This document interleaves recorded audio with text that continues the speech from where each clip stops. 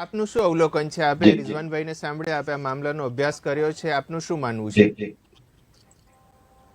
રિઝવાનભાઈની વાતમાં ઘણા બધા વિરોધાભાસ છે. સૌથી પહેલા તો એ પહેલા આપણે વાત કરીએ તો 30 વર્ષથી દેશમાં એક એવો કાયદો હતો 1995 અને 2013, એ બે સ્ટેપ બાય સ્ટેપ જે ઇમ્પ્રુવમેન્ટ થયા, એ કાયદા સુપ્રીમ કોર્ટ કરતા પણ વધુ પાવર એને આપવામાં આવ્યા હતા. સંસદ દ્વારા એક ધાર્મિક સંસ્થાને આપવામાં આવ્યા, અને એ છેલ્લા 30 વર્ષથી ચાલતો હતો.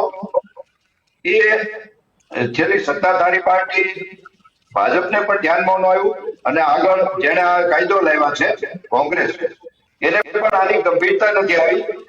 એ માટે બંને પક્ષોએ દેશની માફી માંગવી જોઈએ કે અમે ક્યાંક ને ક્યાંક અમારી ભૂલચૂક થઈ છે. અને જયારે હવે આ કાયદો લાવ્યા છે, હજી તો સંસદીય કમિટીમાં જશે, કાયદો બનશે કે નહીં બને એ હજી તો શંકાના દાયરામાં છે. કારણ કે હજી તો બહુમતી નથી. જયારે બહુમતી હતી ત્યારે આ કાયદો લાવવાની જરૂર હતી, પણ જે તે સમયે કાયદો નથી લાવ્યા, એટલે હજી શંકાના દાયરામાં ચોક્કસ છે. અને મારે રિઝવાનભાઈને પૂછવું છે, એ એમ કે છે કે આ સંસ્થા વેલફેર માટે છે, તો પછી વેલફેર વધવાની બદલે પ્રોપર્ટી કેમ વધે? પ્રોપર્ટી ડબલ થઈ છે. જે 4 લાખ એકર હતી એને બદલે 8,72,000 એકર થઈ છે.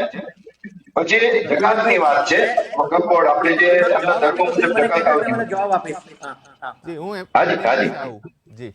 અને જકાત જે તે ધર્મના પોતાના હોય, બરોબર છે. હિન્દુઓની પ્રોપર્ટી શું કામ? હિન્દુઓને તો જકાત આપવાની ન હોય. હિન્દુઓની પ્રોપર્ટી છે, મંદિરો છે, એ શા માટે? અને કોઈ માણસ પ્રેમથી ડોનેશન આપતો હોય, સમજી લો, તો પછી એવી અનેક પ્રોપર્ટી છે કે એના ઉપર વિવાદ છે, એના ઉપર કેસ ચાલે છે, ડિસ્પ્યુટ ચાલે છે, તો ડિસ્પ્યુટ શા માટે? એટલે એવા વન સાઈડ એવા અનેક બધા કાયદાઓ છે